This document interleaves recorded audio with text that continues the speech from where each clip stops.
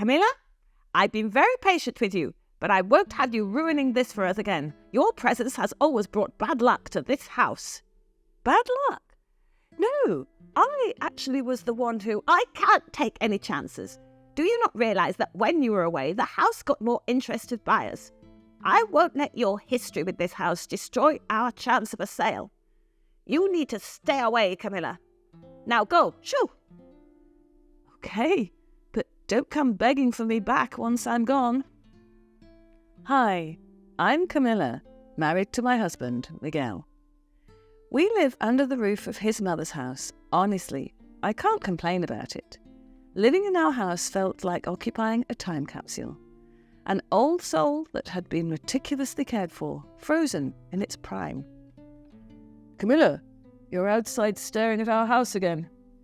My husband's amused voice broke through my contemplation. Yeah, I can't help it. It's like a time capsule, frozen in its glory. I agree.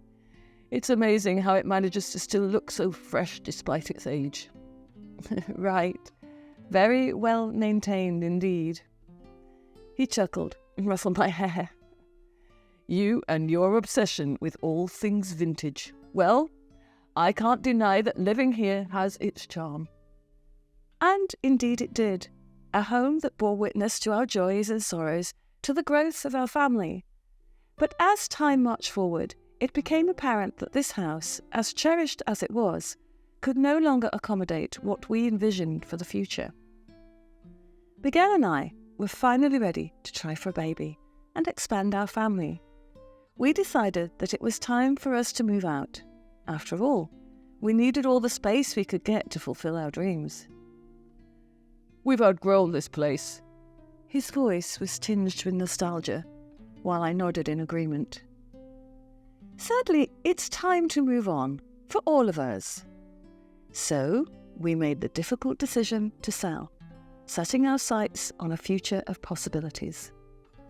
The promise of financial gain and the excitement of a new chapter overshadowed the pain of leaving behind the memories we had etched into these walls. As days turned into weeks, our optimism began to wane. Potential buyers who had once shown enthusiasm dwindled, and our dreams of a prosperous future began to blur. Maybe you're asking too much, my mother-in-law interjected, a slight edge to her tone. Her eyes flicked briefly to me before settling on the house. I've done my research. The price is reasonable. Yeah, you might be the only one who thinks so. Well, let's just hope the right buyer comes along soon. I don't get it. Why does no one want to buy this house? It's beautiful. Oh, I know. Maybe your face scares them all away. My husband swiftly came to my defence, his voice steady yet firm. Mother, that's uncalled for. Let's all think rationally and come up with a better plan. Though offended, I maintained my composure. Matilda had a way of being blunt, sometimes too much so. She was known for speaking her mind, even if it stung. I'm serious. Try going away for once. Maybe they'll come pouring in. Suppressing the impulse to respond with equal intensity, I took a deep breath and looked at my husband, silently conveying my thoughts. He stepped in, his voice assertive. Mum, let's work together on this. Camilla's effort in this house is valuable, and we should respect her. No, it's fine, Miguel. I'll go. Matilda's words had stung, and though they were spoken in frustration, they had planted a seed of doubt in my mind. Maybe there was a hint of truth in her statement, a lingering worry that I was somehow hindering the sale of the house. To be completely honest, I had always been insecure about my appearance. I was in a car accident when I was a kid, leaving me with quite a visible scar on my left cheek. Miguel had never made me feel conscious about it, but my mother-in-law was never as kind. As I stood in our small home office, surrounded by papers and notes, I realised that I needed to take action. If there was even a remote possibility that my presence was affecting potential buyers, I had to explore different avenues. It was time to step out of the shadow of these walls and find a way to market the house without being tied to it. With a renewed sense of determination, I scoured the internet for real estate marketing workshops and seminars. One particular event caught my eye: a weekend retreat for real estate professionals looking to enhance their marketing strategies. It was being held in a different town, far from our own, and it seemed like the perfect opportunity to prove to myself that I was willing to do whatever it took. Presenting the idea to my husband was met with an understanding nod. "If this is what you think will help, then go for it. We're in this together, and I support you." His support fueled my resolve, and with his encouragement, I signed up for the retreat. The days leading up to it were a mix of excitement and trepidation. It was a step to the unknown, a journey that would challenge me in ways I hadn't anticipated. Leaving the house behind, even temporarily, felt like a significant step. Yet, I knew it was essential for the success of our goal to sell the house and secure a better future for our family. The retreat was held in a picturesque town nestled in the mountains. Surrounded by fellow real estate professionals, I participated in workshops that were insightful. There were also discussions with colleagues from different parts of the country that provided everyone with fresh perspectives. During that networking event, I found myself engaging in conversations about properties, marketing techniques, and success stories. With each interaction, I realised that I had been limiting myself by confining my efforts to our own town. With these innovative marketing strategies presented, an idea began to form. A way to showcase the house that did not rely solely on its physical presence, but rather on its unique features, its history, and its potential. As I shared my thoughts with the group, I was met with encouraging nods and thoughtful insight. Armed with this pocket full of ideas, I returned to our town, ready to put my plans into action. Weeks passed as I meticulously executed each step, leaving no stone unturned. One morning, I was sat at my desk. My phone buzzed with an incoming call. The caller ID displayed a local area code, and my heart raced with anticipation. Answering the call, I was met with an enthusiastic voice on the other end. "Hi, is this Camilla? I saw your virtual tour of the house, and I'm absolutely in love with it. I'm interested in scheduling a viewing." A surge of excitement shot through me. It was the first of many inquiries that would follow, and I felt a sense of validation for all the hard work I had poured into this endeavour. As the weeks went by, more calls and emails flooded in, each one filled with genuine interest in the house. Since my husband was away for work, I had to share the good news with him over the phone. "Honey, the response has been overwhelming since the retreat. It's like a floodgate has opened." "I knew your efforts would pay off. You brought a new energy to this whole process. Thank you for that, honey." "Well, it's for us. Why wouldn't I try my best?" "You should go tell my mother the good news. She will be so proud of you." "Yeah, I should. I will.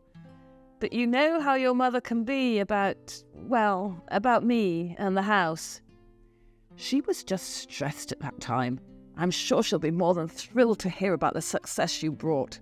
Trust me." Now, the true test began. What would Matilda's reaction be? I had been away from the house, working diligently to change its fate.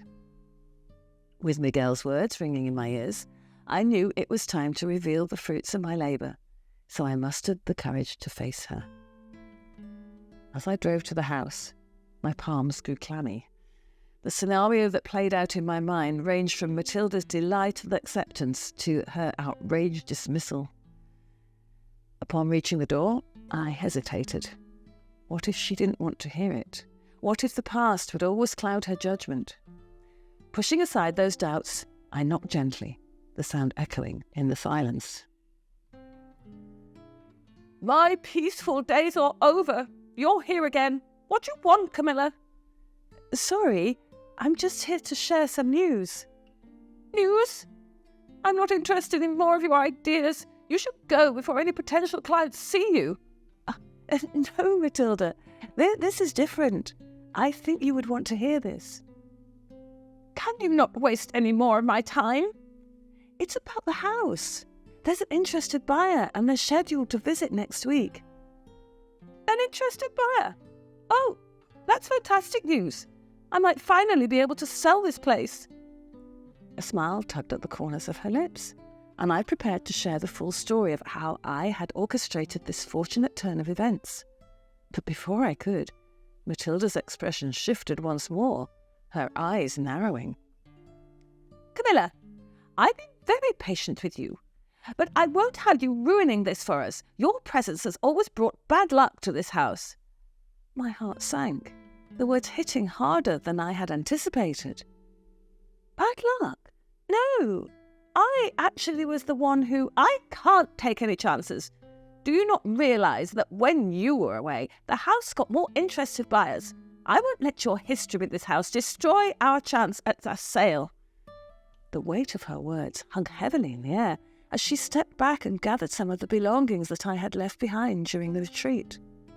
Without a word, she tossed them out into the front yard, a stark reminder of the rift that still existed. You need to stay away, Camilla. Now, go, shoo! Oh, okay. But don't come begging for me back once I'm gone. As I quickly gathered my belongings that she scattered across the yard, her eyebrows furrowed in confusion. I didn't linger.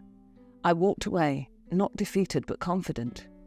Each step is a testament to the strength that came from knowing my worth. Still, the revelation that Matilda hadn't changed her stance hit me with a force I hadn't expected.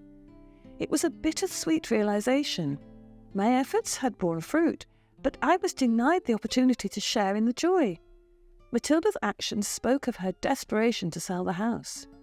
In her mind, I was an obstacle, an unwanted element that threatened to sabotage her aspiration. Matilda returned to the living room, her confidence unwavering. The imminent visit of potential buyers filled her with hope and excitement. She glanced around, taking in the familiar corners and well-maintained furnishings.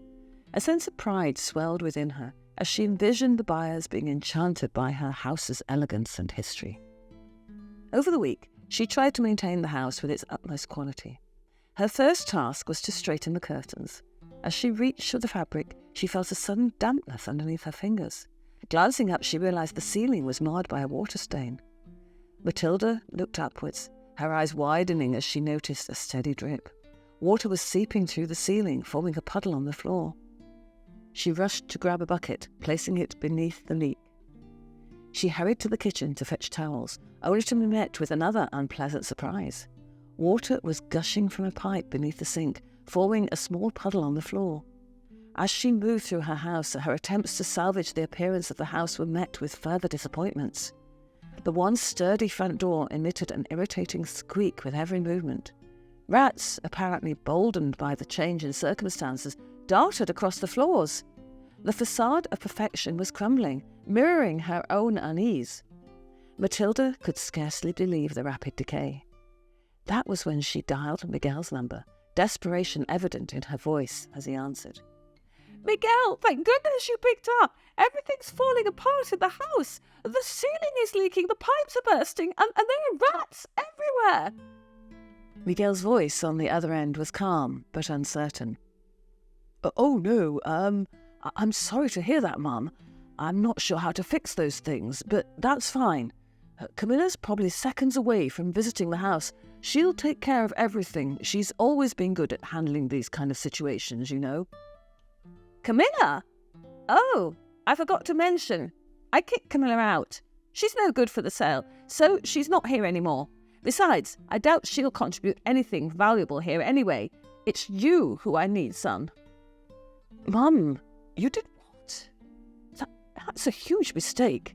It's Camilla who knows the house inside and out. She's the one who's been maintaining it all along. It's her expertise alone that's been keeping the house together. If you want any chance of salvaging this sale, you have to bring her back.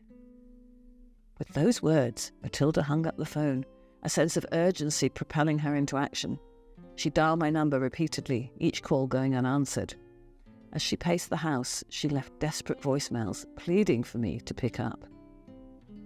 Camilla, please, I've made a mistake. I shouldn't have kicked you out. The house is falling apart without you. I'm begging you, Camilla. Please come back and help us. We need you. But as the minutes turned to hours, Matilda's hope began to waver. I remained elusive. Of course, Miguel and I had kept in touch during his mother's attempts to sway me into returning and fixing the house, but we had both agreed that no amount of money could justify the disrespect shown to me.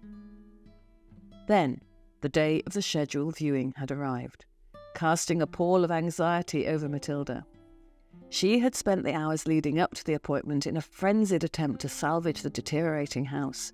With tools in her hands and a mixture of desperation and determination, she had attempted to mend what was broken.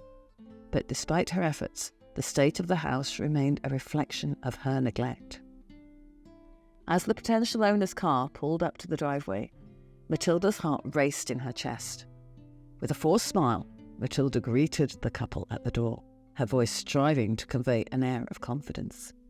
Welcome to my home. I hope you find it as charming as I do. The couple exchanged glances. Their expressions were a mixture of curiosity and scepticism. As they entered the house, Matilda trailed behind, her heart pounding in her ears. She was acutely aware of every creaking floorboard, every leak, every peeling wallpaper that marred the once impeccable appearance. The tour was a painful exercise in maintaining composure as the couple's reaction ranged from raised eyebrows to stifled gasps. Matilda's attempts at conversation were met with polite nods and uneasy smiles, the atmosphere growing more awkward with each passing moment. We apologise for the condition of the house. We're in the process of addressing some maintenance issues. The couple's polite smile faltered, replaced by thinly veiled discomfort. It was clear that the state of the house was far from what they imagined. As they completed the tour and stepped back outside, Matilda's shoulders slumped in defeat. She knew that the sale had been lost, that the potential owners had seen through the illusion she had tried to maintain. The overwhelming sense of embarrassment enveloped her. We'll be in touch, the couple said with forced politeness before driving away, leaving Matilda standing on the doorstep alone. As the sound of their departure echoed in the quiet street, Matilda let out a deep sigh. She had allowed her own arrogance to sabotage the very outcome she had hoped for. Now, she lost not only the sale, but the entire house itself. Weeks after that, Matilda finally had the courage to reach out to me, apologising for her attitude. I accepted her apology because, after all, she was still Miguel's mother. We returned to work on the house, and Matilda was apologetic enough to let us keep all the money from selling it. She even agreed to move out to give us the space we needed to build a family. I could tell that she was genuine in her apology, so our relationship slowly healed. I must admit, what happened did scar our relationship, but I'd be honest when I say one ugly scar doesn't have to ruin everything. What did you think of the story? Do you agree with Camilla's decision not to return and let the house remain broken? Share your thoughts in the comment section below.